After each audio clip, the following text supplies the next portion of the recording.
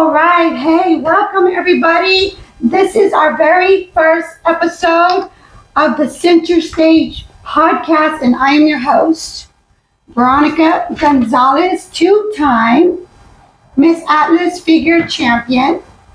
Today I'm sitting down with the man behind Centerstage Fitness, Centerstage Fitness Productions, and a major force in the global bodybuilding organization, Chris Cruz. And today we are diving into where this all started, what Centerstage really stands for, and why GBO is becoming the go-to federation for athletes who want health, criteria-based judging, and real opportunity. Chris, let's just get right into it. I got some questions for you. Okay. The first question I want to ask you is, for people that are just discovering Centerstage Fitness, how did this all start? So Centerstage Fitness started, I don't remember when, probably 2012, 2011. I had a couple of girls in the Phil Heath Classic there in Houston, and they both, so the bikini class was just taken off. It might have been 3 to 4 years old at the time, so it was getting very popular. I had a client, Jessica, participate in that show, and that show had 1,100 athletes in it. Wow. So it was ridiculously crazy big. As a matter of fact, while Figure was on stage, they were still handing out their buttons to athletes in the mezzanine of the venue. So that they still hadn't got everybody checked in there. That's how big it was. It was crazy. So and totally unexpected also. So Jessica placed I believe top 6 or 8 in that class out of like 30 something girls. Man. So then it just kind of took off from there. Wow. So yeah, that's basically how it all started. Yeah. So let me see. And then you decided to open a gym. Yes. So, and as you know, you originally started coming to me when I was doing this out of my house. Right. Right. And oh my God, I got so many. I remember being on prep and waiting for your client before me to come out, sitting in the living room, and I think I wasn't the only one that commented about this.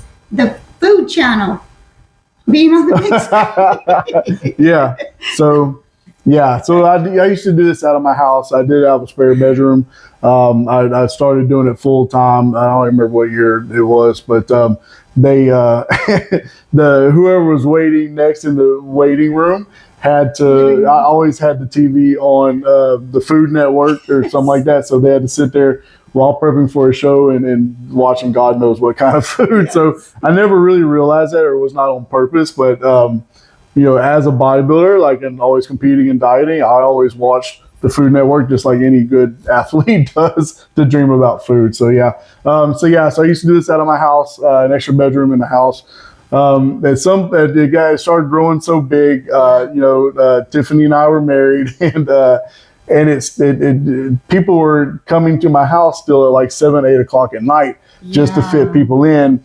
And then we had Ainsley, our daughter, our 10-year-old daughter. So she was a brand new baby, and Tiffany just finally kind of kicked me out of the house, right? Kicked Centerstage out of the house. So I was lucky enough within a week or two to find our current location here, which was cool because I also built a gym out of it. So yeah, that's how it happened. So Centerstage Gym became Centerstage Underground. Yeah. Underground. Yeah. And so tell me, what does Centerstage mean to you? So those that know, if you know, you know. At the time, NPC, IFBB, it was always, kind of the unwritten rule or unwritten thing that if you were in the middle of the stage out of the lineup, then you were the winner. So thinking of I was winning a lot of shows at the time with clients, and something had to stand out to name the thing. So that is literally why I named it Centerstage Fitness, is because my clients were going to be hopefully in the center stage. Nice. So, turned out to be a very, very awesome name. So, Coach, you wear a lot of hats. You are a gym owner. You're a prep coach. You're a promoter. you're a GBO director, not to mention a father and a husband. Yes. And so how do all these pieces connect? Oh, wow. It is very difficult to balance everything. I live in a world where I am trying to balance everything. Like you said, like literally today when you came in, I was trying to get on the phone with the hotel to book a hotel. I've already got in touch with Brittany Martin this morning we're going to start getting on top of her show. And then I've also seen 3 clients in that time. And I went to a Thanksgiving lunch with Ainsley at her school. Today? So and now here you are doing an interview. And now here I am doing an interview. So this is pretty much all day, every day. So yes, being the United States Senior Director for GBO, I am over the state directors, all the way from Hawaii to Florida. So doing that, balancing clients, balancing the husband and daddy situation, it's a daily job. It's a lot of work, but you just got to find ways to make it happen. Wow, well, you make it look easy. I will tell you that.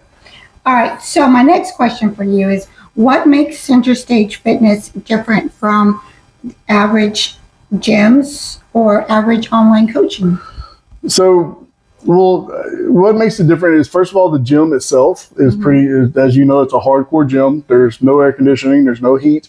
We do have fans. We do have the heating blowers during the winter when it gets really cold. It's an old school gym. It's got a lot of hammer strength, a lot of actual metal weights. It's something that I had in mind from day one when I was going to open a gym, right? Yeah. So I feel a lot of that hardcoreness is lost not only in gyms today, but also in athletes that are on stage. So that's kind of the old school bodybuilder way of thinking. But yeah, that's why. Mm-hmm. So as an online coach, I see people in person and online. Again, I am very old school in my dieting for athletes. I am not a if it fits your macros guy. I believe and this year there was a lot of controversy of in probably the past couple of years of top pro bodybuilders today versus what they look like during the H era, Ronnie area. They just don't come in as crazy hard and striated and all that stuff like they used to. And I strongly believe it is all the science involved now. I don't really believe science has a place in bodybuilding. Mainstream, okay, but I believe in you do what it takes to get lean and shredded, and that's that can be 2 hours of cardio, it can be fish and green beans, but that's the thing. And as a judge, I also see it all the time is people just don't come in lean enough. Be it bodybuilding class or bikini or beach body class, they don't come in lean enough for the class. So I strongly feel that has to do with just today's everybody's a prep coach. Everybody wants to believe science and all the other thousands of people that are coaches on TikTok and Instagram and all those other things that are really just saying stuff to be trendy and get in the algorithm. So that's not me. Hey, that's a really good point, and I do have a question for you that I didn't prepare for. With that being said, we're talking about what makes you different and how you believe in, and you stick to the old way, the old hardcore way. Yes. So would you mind sharing with us about how many pros and how many titles you may have under your belt now sticking to this type of plan? So there have been 4 IFBB pros turned. I do 2017 Bikini USA overall title. GBO, I have 11 Atlas International wins, which is the most in the world. In NPC, dozens of overalls. I actually quit counting wins at 100. So I couldn't tell you how many wins that was. GBO is 50 to 60 pros. I quit counting that a couple of years ago also. So and yeah, so and my biggest accomplishment there is the Atlas title. So these are some of your those are some of the wins right there. I still got a couple I need to put up there, but those are all my Atlas International winners. 50 to 60 pros. Following this diet plan. Yeah. So as they say, I mean, the proof is in the proof's pudding. in the pudding. Yeah. If it works, you don't got to change. Yeah, it's there is suffering in bodybuilding. Sorry, but there has to be. Yes. All right. Let me see. A lot of athletes know you as a promoter for GBO Classic, the Masters Pro Atlas, and the Gulf Coast Classic. What made you want to start promoting shows? So, as a amateur myself, back in my NPC days, meeting some of the top amateurs in the world, some of the top pros in the world, standing next to them, realizing that I was never going to be 280 to 290 pounds on stage like those guys were. That's what it takes.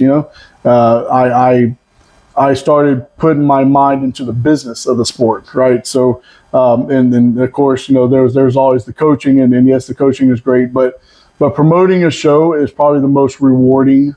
At the end of the day, I love it as much as I love coaching, and building the shows up. You can make some pretty good money doing that, while also, and that's why I love being with GBO. Also, I am able to treat shows how I would want to be treated at a show, right? Yeah. So the fair judging, taking care of the athletes, just making sure everything is taken care of for them that we can, and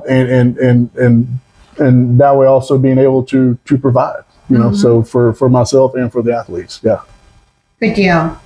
Okay, so what is GBO, and why do you believe in GBO so much?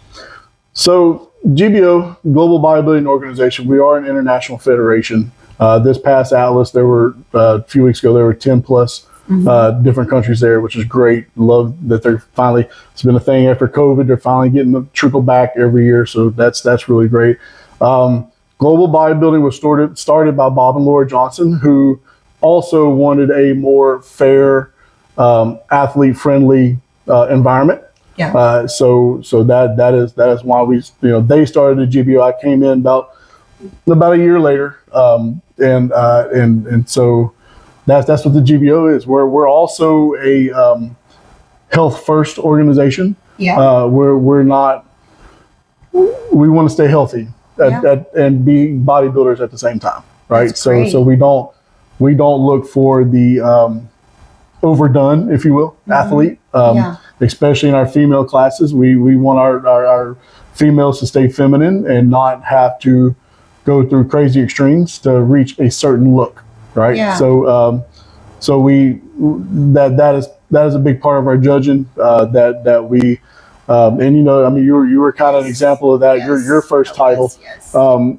That we believe that you should be in your class, right? We believe once you're figure, you can be too big for figure. So so that's one thing we pride ourselves on is making sure people are where they belong. So, yeah, it keeps the athletes safe. Yes, absolutely.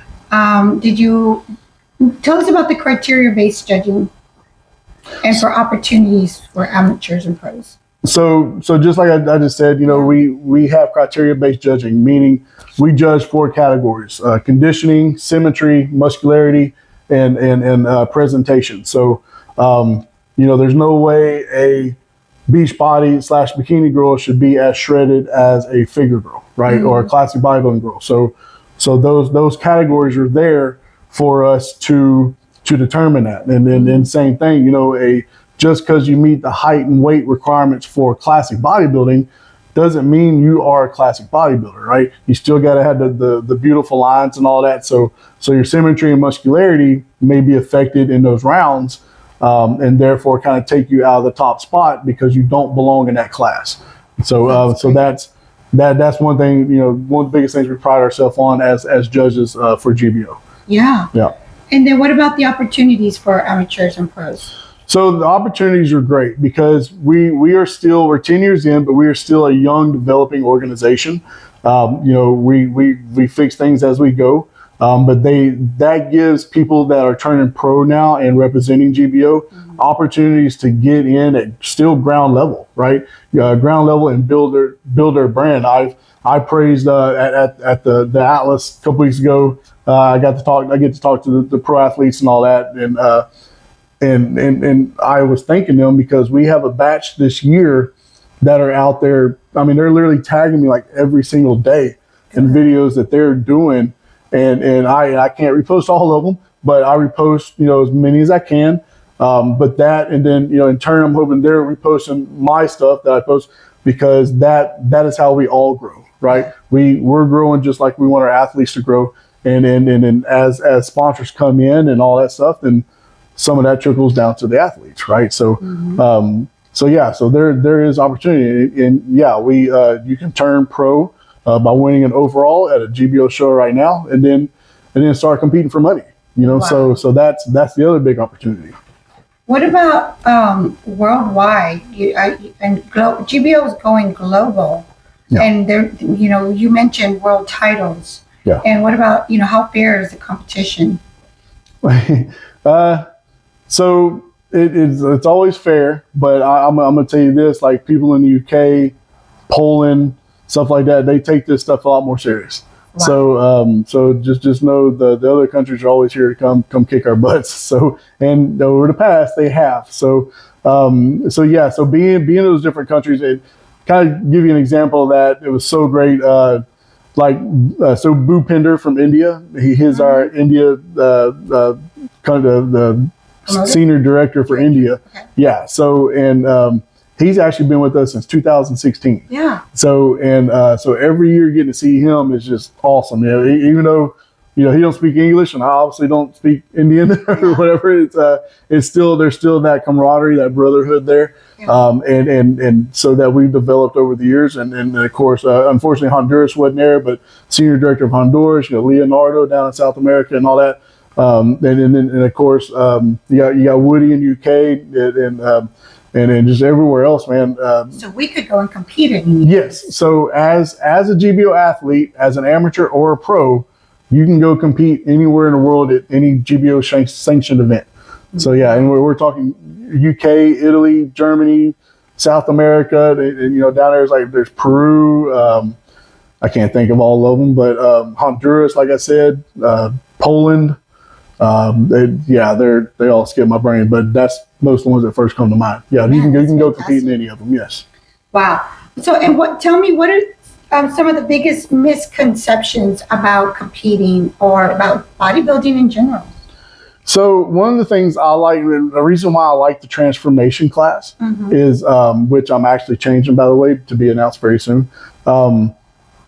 I say I love it because most people that come to watch their family member that lost 100 pounds or 200 pounds or 50 pounds, whatever it is, those people would never come to a bodybuilding show because it's a bodybuilding show, right? So everybody automatically thinks, juiced up, ugly guys and girls, right? But mostly what happens is when those people come to see their family member or whatnot in a transformation class, they see all the other classes going on, and then they're like, "Well, whoa, that's beautiful." I can do that. And I can't tell you how many times I've sat in front rows at shows and all, and I've heard ladies behind me, like even a classic body, Amy Faircloth, was crazy, insanely physique.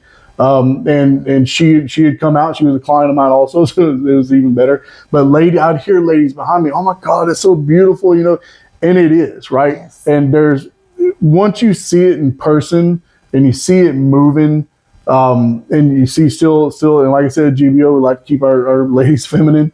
There's a lot more to it, right? Yes. And then you start to have a respect for what those people have done to be at that level. It's definitely motivating, inspirational. Yeah. You definitely get an understanding just by sitting there in the seats of like the hard work and the dedication that it takes. Right. To do something like that. So you also coach beginners. You coach pros. Yes. You coach teenagers. Yes. And even masters. Well, masters is the older folks. Yes. And so, what do you think? What do you think makes a great competitor? Anyone can compete. First and foremost, it depends on your attitude moving forward to it. Is it just a bucket list thing, or do you want to be the best, right? So, and no matter what, the best trait for someone to have is I'll do whatever it takes, right? Yeah. So, because one of the hardest things to get into people is the training intensity. Right. If you can't go into the gym on a daily basis and experience pain while you're there and experience pain and soreness after, you're probably not going to do very well in this. Right. Yeah. So, and I'm not talking about, pain that, has you crying and all that stuff. There's, if you're not tearing down the muscle, you're not growing. And tearing down the muscle is going to come with some pain from the pump and just, the heavy lifting and all that and just the intensity required. So the first thing is, are you able to go through that on a daily basis? And not only that, the eating, the cooking, the supplements, the cardio, the going to a job, and if you can't figure out how to balance all that, then you're probably not going to be very good at it. So that's, financially also, this not cheap. Food ain't cheap. Gym memberships or whatever. But yeah, the food, and especially for ladies, I always feel for ladies because hair and makeup plus tan, the suture expensive, shoes, jewelry is a lot more expensive for a female. So yeah, so that those things right there, you got to have those qualities of wanting to do this day in and day out. Not to mention being coachable. Yeah, you got to be coachable. So you trust the plan. So and with me, and this also, you have to have thick skin. Like you have to take. You have to be able to take constructive criticism. That was a hard lesson to learn. So because I'm not gonna lie to you. I'm gonna tell you. Hey, we need to be leaner. We need to do more cardio. All those things. Yeah, no, you have to be able to take constructive criticism, or you are not going to do well in the show. Just because you think you look good and your gym buddies look good doesn't mean you look good, right? So that's one of the biggest things I see. And I'll tell you another thing I do. Sometimes I'll test athletes. If you don't know 3, 4, 5, 6 weeks into a prep or just working with me, if you can't reiterate or recite your meal plan, then you're not doing it. Yeah. So there's that's just another thing that has to be done. He knows if you cheated on your diet. You don't have to say a word. He will know. Right. All right. So, what advice would you give someone who's listening right now who wants to compete with GBO for the first time? Someone wants to compete with GBO for the first time. Well, I mean, first and foremost, anybody can compete. The one of the biggest things I'm going to tell you to do is get a good coach. Get a coach that has a record of good athletes. They don't all have to be winners, but they definitely have to be athletes that have changed, right? You don't want them, if a coach has clients that look the same from day one to show day, that's not a good thing. But clients that have changed, have gotten better, that's always a good thing. Of course, you want coaches that have won stuff. Also,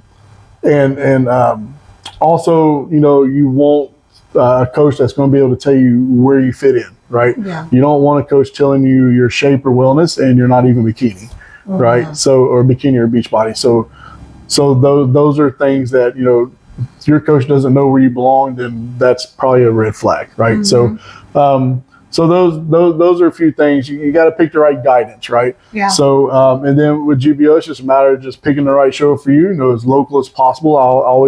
Starting out, I always recommend trying to find a local show that's possible, as local to you as possible. And then just come with a good attitude, right? That's come with an attitude. And we do take pride on giving our critiques immediately after the show, right? So I also recommend you come and you take those critiques, right? And take them to heart and go and work on them, because we want you to be better, right? So yeah. That's good.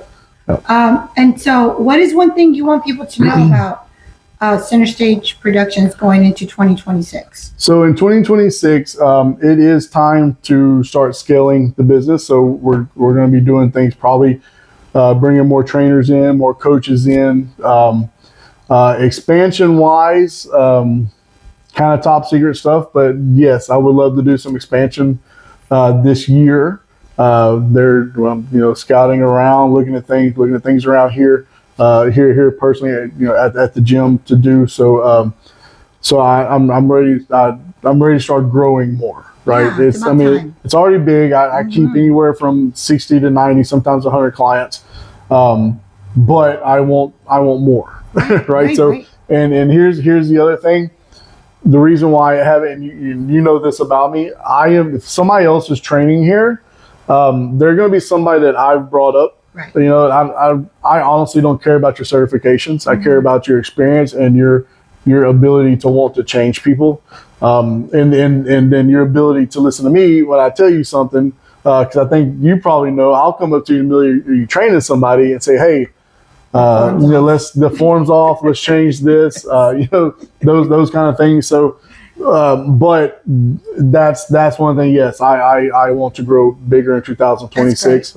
I'm getting older, so Really? yeah, I'm getting a little older. So It sneaks up on us. kids are growing, so I can't just be around here the rest of my life. So Well, I'm like really proud of you. thank you. I'm proud of you. Thank You're you. going to start delegating. Right? Yeah. Okay. Well, we'll see. We'll see. We'll see. We'll see. So another thing going into 2026 with GBO is growing shows. I am on a path now to where I'm wanting to add a show once a year to Centerstage Fitness Productions, which is I promote my shows under that name, under of course the GBO logo and brand and sanctions. So I want to start adding at least one show a year to the shows that I do promote, because like I said before, I love doing that. I love the promoting shows, and that's kind of my quote unquote end game, is just being around promoting shows. Yeah. So that's what I'm wanting to do. That is fantastic news. Great news. I'm excited to hear that news. And so your vision for Centerstage and GBO over the next few years. For Centerstage, like we already talked about, just grow. And that may even mean eventually other locations of Centerstage underground gyms, hardcore gyms. For GBO, that also means bringing on promoters out of state. Some in state, of course, but expanding outside of Texas, Louisiana, and Hawaii and Florida and all that. We'll start moving to the Midwest, the East Side. So if you are interested in promoting a show, being a part of bodybuilding like that, then let me know. That'd be great. Because that's one thing that we're trying to do also to grow GBO. So yeah, that's the thing is grow GBO. I'm so excited to hear about all this. This is amazing news. GBO is growing. When GBO started, it kind of came out as like an underdog, right? Oh yeah. And I think a couple other people branched out into their federations, and they didn't make it. And GBO is still standing. Yeah. So even before GBO, there were some. Yeah. And even after GBO, there were some, and some did not make it. Some are struggling, but they're there. They're doing their thing, and that's great. But GBO has withstood when everyone said GBO would fail. Yeah. And here we are, and yeah, we have our ups and downs.